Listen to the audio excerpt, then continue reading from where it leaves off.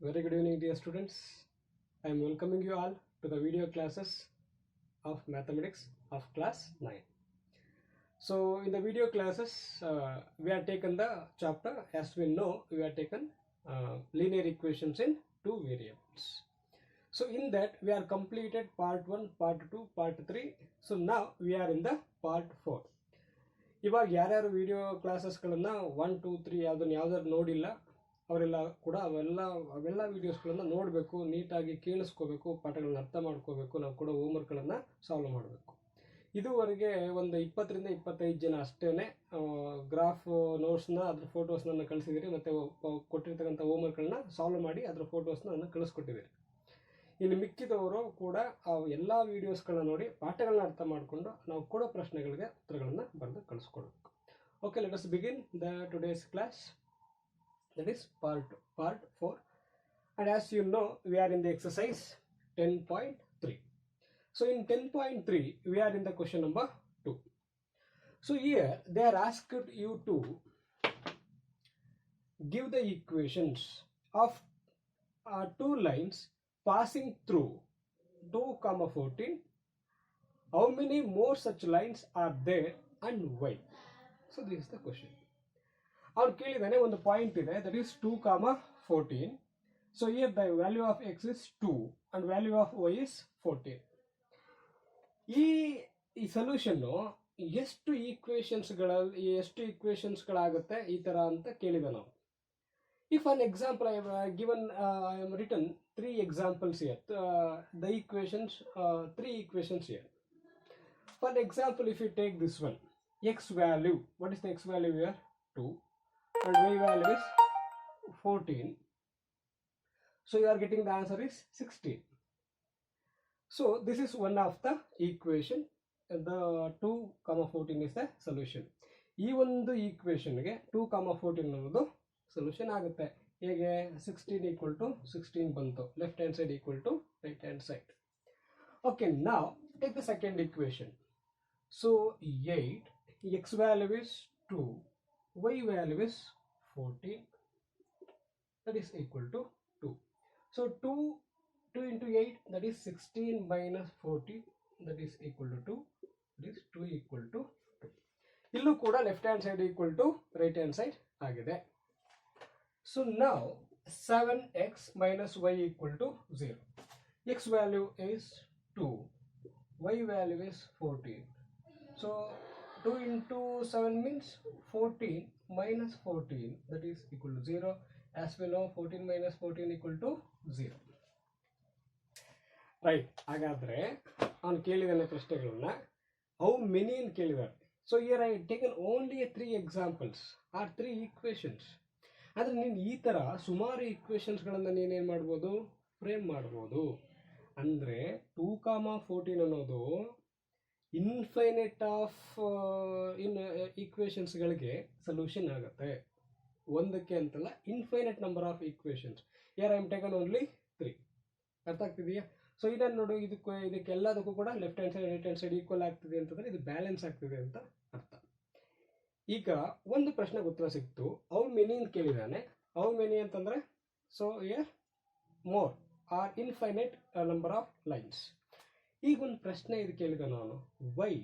ಹಾಗಾದ್ರೆ 2,14 ಅನ್ನೋದು infinite number solution ಆಗುತ್ತೆ, ಅದು ಹೇಗೆ? ಕಾರಣ ಕೊಡಿ, ವೈ ಅಂತ ಒಂದು ಕ್ವಶನ್ ಮೆನ್ಷನ್ ಮಾಡಿದ್ದಾರೆ. ನಾವ್ if you are considered a graph, ಒಂದು ಗ್ರಾಫ್ ನಾವು ಕನ್ಸಿಡರ್ ಮಾಡ್ಕೊಂಡ್ರೆ ಯಾವ್ದು ಒಂದು ಪಾಯಿಂಟ್ ಇದೆ, that is x comma y. ಅದು ಈ ಲೆಕ್ಕ ಕೂಡ ಆಗಿರ್ಬೋದು, 2,14 ಆಗಿರ್ಬೋದು. ಈ ಒಂದು ಪಾಯಿಂಟ್ ಮೇಲೆ I can draw infinite number of lines. For example, ಒಂದು ಲೈನ್, ಹೌದಾ? ಒಂದು ಪಾಯಿಂಟ್ ಮೇಲೆ infinite number of lines can pass. ನೋಡು, ಇಲ್ಲೊಂದು ಹೋಗ್ಬೋದು ಲೈನ್, ಈಗ ಒಂಥರ ಹೋಗ್ಬೋದು, ಹೌದಾ? ಅಂದ್ರೆ ಒಂದೊಂದು ಲೈನ್ಗೂ ಕೂಡ ಇದು ಸೊಲ್ಯೂಷನ್ ಆಗಿ ಸಿಗ್ತಾ ಇರುತ್ತೆ ನಮಗೆ. ಸೊ ಈಗ ವೈ ಅಂತ ಕೇಳಿದಾಗ, for A point infinite number of line can pass. This is your answer. ಅವ್ನು ವೈ ಅಂತ ಕೇಳಿದಾಗ ಬರೀರಿ, ಒಂದು ಪಾಯಿಂಟ್ ಮೇಲೆ infinite number of lines pass ಆಗ್ಬೋದು. ನೀನು ಗ್ರಾಫೇ ಬೇಡ, ಜೊಮೆಟ್ರಿ ಬದಲಾಗಿ ನೀನು ಸುಮ್ಮನೆ ಆಲ್ಜಿಬ್ರಲ್ಲೇ ತಗೊಂಡು ಸುಮ್ಮನೆ ಒಂದು ಜೊಮೆಟ್ರಿನ ತಗೊಂಡು ಕೂಡ ಒಂದು ಪಾಯಿಂಟ್ ಮೇಲೆ infinite number of lines can pass ಅನ್ನೋದು ಯು ಆರ್ ಲರ್ನ್. ಈಗ ನೋಡು, ಈಗೊಂದು ಲೈನ್ ಎಳಿಬೋದು, ಈಗೊಂದು ಲೈನ್ ಎಳಿಬೋದು, ಹಿಂಗೆ ಅದು ಹೌದಾ? There are infinite number of line can pass through a point, right? This is the answer for this question. So this is the answer you have to write for this question. Now let us enter to the second question. ಈಗ ಎರಡನೇ ಪ್ರಶ್ನೆಗೆ ನಾವು ಯಾವ ರೀತಿಯಾಗಿ ಆನ್ಸರ್ನ ಬರೀಬಹುದು ನೋಡೋಣ. Take the question. Question number 3. They are given 3, 4. It means the value of x is 3. The value of y is 4. Lies on the graph of the equation 3y equal to ax plus 7. Find the value of a. Find the value of a. So this is the question they are asked. x value 3 ಇದೆ, y value 4 ಇದೆ. ಹಾಗಾದ್ರೆ ಈ equation ಅಲ್ಲಿ a value ಎಷ್ಟಾಗಬೇಕು? ಈಗ ನಿನಗೆ ಇದು easy. ಈ ಥರ ಲೆಕ್ಕಗಳನ್ನ ಏನು ಸುಮಾರು ಲೆಕ್ಕಗಳನ್ನ ಸಾಲ್ವ್ ಮಾಡಿದ್ಯಾ. ಈಗ ಅದಕ್ಕೆ ಸಬ್ಸ್ಟಿಟ್ಯೂಷನ್ ಕೊಡೋದು ಅಷ್ಟೇ ನಾವು. So 3 y value is 4, substitution ಕೊಡ್ತಾ ಇದ್ದೀನಿ ನಾನು, equal to a we need to calculate. X value ಎಷ್ಟಿದೆ? 3 ಪ್ಲಸ್ 7. ಸೊ ನಾವು 3 4s 12, 3 into A 3a plus 7.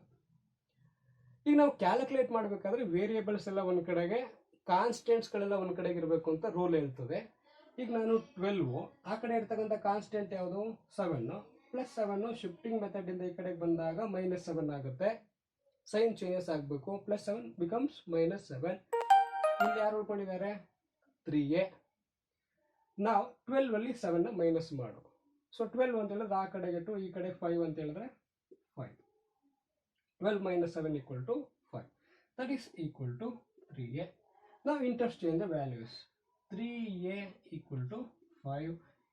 a value is 5/3. ಇದು ಕೂಡ ನಿಮಗೆ ಗೊತ್ತಿರಬೇಕು. ಇಲ್ಲಿ 3 ಮಲ್ಟಿಪ್ಲೈ ಆಗ್ತಿದೆ ಅಂತಂದ್ರೆ ಈಕ್ವಲ್ ಇಂದ ಆ ಕಡೆಗೆ ಹೋದಾಗ ಹೋಗಬೇಕು, denominator. So for this question the value of a is 5/3. Okay, ಈ ಪ್ರಶ್ನೆಗೆ ಒಂದು 2 ಮಾರ್ಕ್ಸ್ಗೆ ಈ ಥರ ಪ್ರಶ್ನೆಗಳನ್ನು ನಾವು ಕೇಳ್ಕೋಬಹುದು. ಹುಡುಗರ, ಈ ಪ್ರಶ್ನೆಗೆ ಉತ್ತರ ನಿಮ್ಗೆ ಅರ್ಥ ಆಗಿದೆ ಅಲ್ವಾ? Okay, right. ನಾವು let us move to the next question. ಈಗ ನಾವು 4ನೇ ಪ್ರಶ್ನೆಗೆ ಏನಿದೆ ಅದನ್ನ ಅರ್ಥ ಮಾಡ್ಕೊಳ್ಳೋಣ ಮತ್ತು ಆ ಪ್ರಶ್ನೆಗೆ ಉತ್ತರಗಳು ಹೇಗಿರ್ತದೆ ಅನ್ನೋದನ್ನ ನೋಡೋಣ. Take the question number 4. ಈ ಪ್ರಶ್ನೆ ಲೆಂತಿ ಆಗಿದೆ, ನಾವು ಓದ್ಕೊಳ್ಳೋಣ ಮತ್ತು ಅದನ್ನ ಅರ್ಥ ಮಾಡ್ಕೊಳ್ಳೋಣ. ಈಗ ಯಾರಾದರೂ ಒಬ್ರು ನೀವೇ ಓದ್ಕೊಳ್ಳೋದಾದ್ರೆ ಮನಸ್ಸಲ್ಲಿ ಓದ್ಕೊಳ್ಳಿ ಆ ಪ್ರಶ್ನೆಗಳನ್ನ. Taxi fair in a city is as follows. ಒಂದು ಸಿಟಿನಲ್ಲಿ ಆಟೋ ಚಾರ್ಜ್ ಅಥವಾ ಟ್ಯಾಕ್ಸಿ ಚಾರ್ಜ್ ಯಾವ ರೀತಿ ಇರುತ್ತೆ ಅಂತ ಹೇಳಿದೆ ನಾವು. For the first kilometre the fair is 8 rupees. ನೀನು ಯಾವುದೋ ಒಂದು ಟ್ಯಾಕ್ಸಿಗೆ ಹತ್ತಿದ್ರೆ ಅವನು ಅಲ್ಲಿಂದ ಹತ್ತಿಸ್ಕೊಂಡು 1 ಕಿಲೋಮೀಟರ್ ಹೋಗೋದಕ್ಕೆ ಫಸ್ಟ್ ಕಿಲೋಮೀಟರ್ಗೆ 8 ರೂಪಾಯಿ ಚಾರ್ಜ್ ಮಾಡ್ತಾರೆ. ಆಮೇಲೆ ಮುಂದಕ್ಕೆ ಬರೀ 1 ಕಿಲೋಮೀಟರ್ ಅಲ್ವಲ್ಲ, ಇನ್ನೂ ಜಾಸ್ತಿ ಹೋಗ್ತೀವಲ್ಲ ನಾವು, 1 ಕಿಲೋಮೀಟರ್ಗೆ ಎಷ್ಟು? 8 ರೂಪಾಯಿ. And for the subsequent distances, 1 kilometre ಆಗಿ 2ನೇ ಕಿಲೋಮೀಟರ್ಗೆ 3 ಕಿಲೋಮೀಟರ್ ಹೋಗೋದಕ್ಕೆ ಚಾರ್ಜ್ ಯಾವ ಥರ ಆಗ್ತದೆ ನೋಡು. Charges is 5 rupees per kilometre.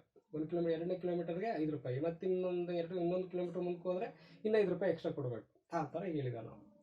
Taking the distance covered as X, ಒಂದು ಇಂಟ್ ಕೂಡ ಅವನೇ ಕೊಟ್ಟಿದ್ದಾನೆ.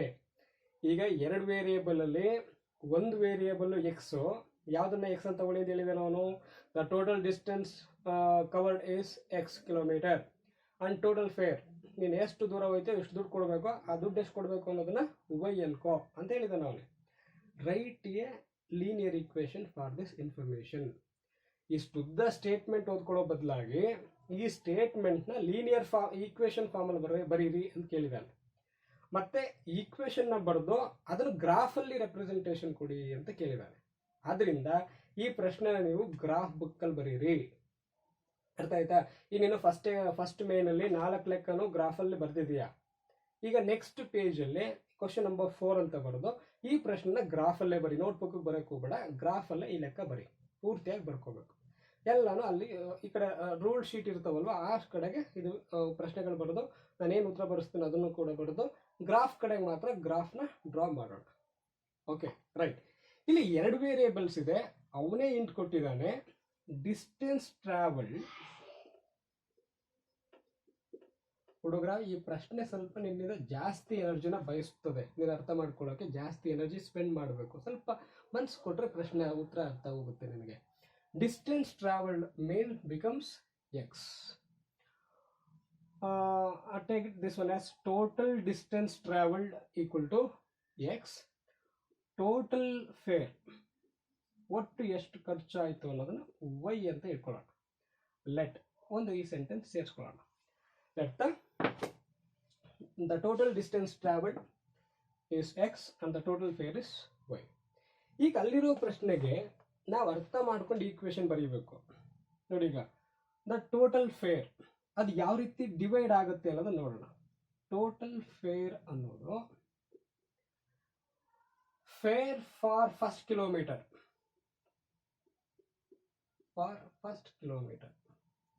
ಮೊದಲನೇ ಕಿಲೋಮೀಟರ್ಗೆ ಎಷ್ಟು ಅಂತ ಗೊತ್ತಾಗುತ್ತೆ. ನೆಕ್ಸ್ಟ್ ಅದಾದ್ಮೇಲೆ ಫೇರ್ ಫಾರ್ ರಿಮೈನಿಂಗ್ ಕಿಲೋಮೀಟರ್ಸ್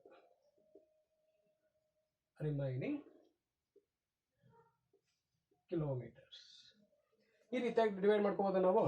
ಎಷ್ಟು ಖರ್ಚಾಗಿದೆ ಅನ್ನೋದು ಮೊದಲನೇ ಕಿಲೋಮೀಟರ್ಗೆ 8 ರೂಪಾಯಿ, ಇನ್ನು ಮಿಕ್ಕಿದ ಕಿಲೋಮೀಟರ್ಗೆ ಎಷ್ಟು, ಆ ಥರ ಡಿವೈಡ್ ಮಾಡ್ಕೊಳ್ಳೋಣ. ಈಗ ಟೋಟಲ್ ಫೇರ್ ನಾವು ಅವನೇ ಕೊಟ್ಟರೋ ಇಂಟ್ ಪ್ರಕಾರ ಟೋಟಲ್ ಫೇರ್ ಯಾವುದಕ್ಕೆ ಸಮ, ವೈಗೆ ಸಮ. ಮತ್ತೆ ಹೇಳ್ತಾನೆ ಅವನು the distance for first kilometre, ನಿನ್ನ ಆ ಟ್ಯಾಕ್ಸಿಗೆ ಹತ್ತಿಸ್ಕೊಂಡು ಫಸ್ಟ್ ಕಿಲೋಮೀಟರ್ ಹೋಗೋದಕ್ಕೆ ಎಷ್ಟು ರೂಪಾಯಿ ಚಾರ್ಜ್ ಮಾಡ್ತಾನೆ, 8 ರೂಪಾಯಿ ಚಾರ್ಜ್ ಮಾಡ್ತಾನೆ. ಪ್ಲಸ್ ಇನ್ನು ಮಿಕ್ಕಿ ಸಬ್ಸಿಕ್ವೆಂಟ್ ಕಿಲೋಮೀಟರ್ಸ್ಗಳಿಗೆ ಎಷ್ಟು ರೂಪಾಯಿ ಚಾರ್ಜ್ ಮಾಡ್ತಾನೆ, 5 ರೂಪೀಸ್. ಹೌದಾ? ಆ ಥರದ್ದು ಇನ್ನೆಷ್ಟು ಕಿಲೋಮೀಟರ್ ನೀನು ಮುಂದಕ್ಕೆ ಹೋಗ್ತೀಯ ಅನ್ನೋದು ನಮಗೆ ಗೊತ್ತಿಲ್ಲ. ಅದು ನಾನು ಏನಂತ ಹೇಳಿದ್ದೇನೆ, ಟೋಟಲ್ ಡಿಸ್ಟೆನ್ಸ್ ಟ್ರಾವೆಲ್ಡ್ ಏನಂತ ಅಂದಿದ್ದಾನೆ, ಎಕ್ಸ್. ಈಗ ಆ ಎಕ್ಸ್ ಅನ್ನೋ ಡಿಸ್ಟೆನ್ಸ್ ಟ್ರಾವೆಲ್ ಅಂದ್ರೆ ಎಕ್ಸ್ ಕಿಲೋಮೀಟರ್ಸ್ ಅಲ್ಲಿ ಆಲ್ರೆಡಿ 1 ಕಿಲೋಮೀಟರ್ಗೆ 8 ರೂಪಾಯಿ ಕೊಟ್ಬಿಟ್ಟಿದೀಯ ನೀನು. 8 ರೂಪಾಯಿನ 1 ಕಿಲೋಮೀಟರ್ ಕೊಟ್ಟಿರೋದ್ರಿಂದ ಮಿಕ್ಕಿದ್ರಲ್ಲಿ 1 ಕಿಲೋಮೀಟರ್ ನೀನು ಲೆಸ್ ಮಾಡ್ಕೋಬೇಕು. ನಾವು ಜಾಸ್ತಿ ದುಡ್ಡು ಕೊಟ್ಬಿಡ್ತೀವಿ ಲೆಕ್ಕ ಹಾಕ್ತಂಗೆ. ಅರ್ಥ ಆಯ್ತಾ? ಇಲ್ಲಿ ಯಾಕೆ -1 ಬರ್ತದೆ ಅಂದರೆ ಆಲ್ರೆಡಿ 1 ಕಿಲೋಮೀಟರ್ಗೆ 8 ರೂಪಾಯಿ ಕೊಟ್ಟಿದೀಯಾ according to the data. Okay, so ಈ ಒಂದು ಈಕ್ವೇಶನ್ ನಮಗೆ ಬಂತು. ಇವಾಗ ಇದನ್ನು ನೀನು ಸಾಲ್ವ್ ಮಾಡು. y is equal to 8, 5 into x 5x plus into minus 5 1s 5. ಈ FIFO ಮೆಥಡ್ ಇಂದ ನೀನು ಡಿವೈಡ್ ಮಾಡಬೇಕು, ಮಲ್ಟಿಪ್ಲೈ ಮಾಡಬೇಕು. ಯಾಕೆ ನೀನು 8ಅಲ್ಲಿ ಕಲ್ತಿದ್ದೀನಿ ನೀನು. ಫಸ್ಟ್ FIFO ಮೆಥಡ್ ಇಂದ ಸಾಲ್ವ್ ಮಾಡಬೇಕು. First inside, first outside. ಹೆಂಗೆ ಇದು? 5 into x 5x 5 1s 5. Sign ಕೂಡ ಕರೆಸ್ಪಾಂಡಿಂಗ್ ಆಗಿ ಮಲ್ಟಿಪ್ಲೈ ಮಾಡ್ಕೊಂಡು ಬರೀಬೇಕು. ಓಕೆ, ನಾವು y equal to first write the variable 5x. ಇವೆರಡು ಕಾನ್ಸ್ಟೆಂಟ್ 8 ಮತ್ತೆ 5. ಸೈನ್ ಒಂದು ಪ್ಲಸ್ ಇದೆ, ಒಂದಕ್ಕೆ ಮೈನಸ್ ಇದೆ, ಸಬ್ಟ್ರಾಕ್ಟ್ ಮಾಡು. ಸೊ 8ಅಲ್ಲಿ 5 ಹೋದ್ರೆ 3. ದೊಡ್ಡ ಅಂಕಿ ಯಾವುದು? 8 ಪಕ್ಕ ಯಾವ ಸೈನ್ ಬರೀಬೇಕು? ಪ್ಲಸ್. ಅಂದರೆ the linear equation for the given information is y equal to 5x plus 3. ನೋಡಿ, ಅಷ್ಟುದ್ದ ನೀನು ಸೆಂಟೆನ್ಸ್ ಅಲ್ಲಿ ಹೇಳ್ಕೊಡೋ ಬದಲಾಗಿ ಅದನ್ನ ನೀನು ಸಿಂಪಲ್ ಆಗಿ ಬರೆಯೋದಾದ್ರೆ 5x plus 3. ಹುಡುಗ ಲೀನಿಯರ್ ಈಕ್ವೇಶನ್ ಬರ್ದಾಯ್ತು. ಈ ಲೀನಿಯರ್ ಈಕ್ವೇಶನ್ಗೆ ಗ್ರಾಫ್ ಡ್ರಾ ಮಾಡಿ ಅಂತ ಲಾಸ್ಟ್ ಸೇರಿಸ್ಬಿಟ್ಟಿದೆ. ನಾನು ಹೌದಾ? ನೋಡು, ಲೆಕ್ಕ ನೋಡು. ಅಂಡ್ ಡ್ರಾ ಇಟ್ಸ್ ಗ್ರಾಫ್ ಅಂತ ಮೆನ್ಷನ್ ಮಾಡಿಬಿಟ್ಟಿದ್ದಾನೆ. ಈಗ ನಾವು ಈ ಈಕ್ವೇಶನ್ಗೆ ಗ್ರಾಫ್ನ ನಾವು ಡ್ರಾ ಮಾಡೋಣ. ಈಗ ನಾವು ಗ್ರಾಫ್ ಡ್ರಾ ಮಾಡಬೇಕಾದ್ರೆ ಮಿನಿಮಮ್ ಎಷ್ಟು ಸೊಲ್ಯೂಷನ್ಸ್ ಕಂಡುಹಿಡಿತಾ ಇದ್ವಿ? ಎಷ್ಟು? ಮಿನಿಮಮ್ 2 ಸೊಲ್ಯೂಷನ್ಸ್ ನಿಮ್ಗೆ ಕಂಡುಹಿಡಿಯಬೇಕು. So y equal to 5x plus 3. ಇದಕ್ಕೆ ನಾವು ಯಾವುದಾದ್ರೂ 2 ಸೊಲ್ಯೂಷನ್ಸ್ ಕಂಡುಹಿಡ್ಕೊಳ್ಳೋಣ. ಈಗ first solution, put x equal to 0. First x value 0 ಕೊಡ್ತೀನಿ ನಾನು. ಸೊ y ವ್ಯಾಲ್ಯೂ ಎಷ್ಟಾಯ್ತು ಅವಾಗ? 5. x ಜಾಗದಲ್ಲಿ 0, 3. 5 into 0, that is 0. 0 into any number? 0. Plus 3. y value is 3. 0 plus 3 is 3. ನಾನು ಯಾರು ಹೋಮ್ವರ್ಕ್ ಕಳಿಸುವಾಗ 0 plus 3 is 0 ಬರ್ದಿದ್ದೀರಿ. ಅದು ಹೆಂಗಾಗುತ್ತೆ? 0 plus 3 is 3. ಈಗ ಎರಡನೇದು ಪುಟ್ x is equal to 1 ಕೊಡ್ತೀನಿ ನಾನು. Now y is equal to 5, x value 1 plus 3. 5 ones are 5 plus 3. So 5 plus 3 ಅಂತಂದ್ರೆ 8 ಆಯ್ತು. ಈಗ ಎರಡು ಸೊಲ್ಯೂಷನ್ ಇನ್ ಕಂಡುಹಿಡಿದ ಮೇಲೆ we have to put the values in the table. ಈ ವ್ಯಾಲ್ಯೂಸ್ ನಾವು ಎಂಟ್ರಿ ಮಾಡೋಣ. So x y, x comma y. First one x value 0 ಇದೆ, ವೈ ವ್ಯಾಲ್ಯೂ 3, 0 ಕಾಮ 3. ನೆಕ್ಸ್ಟ್ ಒನ್ ಎಕ್ಸ್ ವ್ಯಾಲ್ಯೂ 1 ಇದೆ, ವೈ ವ್ಯಾಲ್ಯೂ 8 ಇದೆ, 1 ಕಾಮ 8. ಇವಾಗ ಟೇಬಲ್ ಆದಮೇಲೆ ನೆಕ್ಸ್ಟ್ ಎಲ್ಲಿಗೆ ಬರಬೇಕು ನೀವು? ಗ್ರಾಫ್. ಈ ಪ್ರಶ್ನೆನ ನೀನು ಗ್ರಾಫ್ ಶೀಟಲ್ಲಿ ಡ್ರಾ ಮಾಡು. ಯಾಕೆಂದ್ರೆ ಇದನ್ನು ಮುಂದಕ್ಕೆ ನಾನು ಹೇಳ್ಕೊಡಲ್ಲ ನಿನ್ಗೆ. ಯಾಕೆ ಅಂತಂದರೆ ನಾನು ಫಸ್ಟ್ ಮೇಲೆ ಹೇಳಿದ್ದೀನಿ, ಯಾಕೆಂದ್ರೆ ಇವತ್ತಿನ ಹೋಮ್ವರ್ಕ್ ಯಾವುದು ಸಿಗಲ್ಲ ನಿಮಗೆ. ಅದಕ್ಕೋಸ್ಕರ ಈ ಪ್ರಶ್ನೆನ ನಿನ್ನ ಗ್ರಾಫ್ ಬುಕ್ಕಲ್ಲಿ ಡ್ರಾ ಮಾಡು. ಅದ್ರ ಫೋಟೋಸ್ನ ನನಗೆ ವಾಟ್ಸಪ್ ಮಾಡಿ ಕಳಿಸು. ಆಗ ನಿನಗೆ ಈ ಪಾಠಗಳು ಅರ್ಥ ಆಗಿದೆ ಅಂತ ನನಗೆ ಗೊತ್ತಾಗುತ್ತೆ. ಓಕೆನಾ ಹುಡುಗ? ಈ ಪ್ರಶ್ನೆನ ಗ್ರಾಫ್ ಶೀಟಲ್ಲಿ ಡ್ರಾ ಮಾಡಿ, ಆ ಲೈನ್ನ ಡ್ರಾ ಮಾಡಿ, ಸ್ಕೇಲ್ನ ಮಿಸ್ ಮಾಡ್ದಂಗೆ ಬರೀರಿ. ಸ್ಕೇಲ್ ಬರೆಯೋದಕ್ಕೆ ಹಾಫ್ ಮಾರ್ಕ್ಸ್ ಇರ್ತದೆ. 10ನೇ ಕ್ಲಾಸಲ್ಲೂ ಕೂಡ ಇದೇ ಗ್ರಾಫ್ ಇದು ಸ್ಕೇಲ್ ಬರೀದೇನೆ, ಹಿಂಗೊಂದು ಇಲ್ಲಿ ಸ್ಕೇಲ್ ಬರೀದೇನೆ ಮಾರ್ಕ್ಸ್ ಕಳ್ಕೊಂಡ್ರೋರು ಉಂಟು. ಸ್ಕೇಲ್ ಬರೆಯೋದು ಇಂಪಾರ್ಟೆಂಟು. ಓಕೆನಾ ಹುಡುಗ್ರ? ಅದು ಫೋಟೋಸ್ ಕಳಿಸಿ. All the best for your all online classes.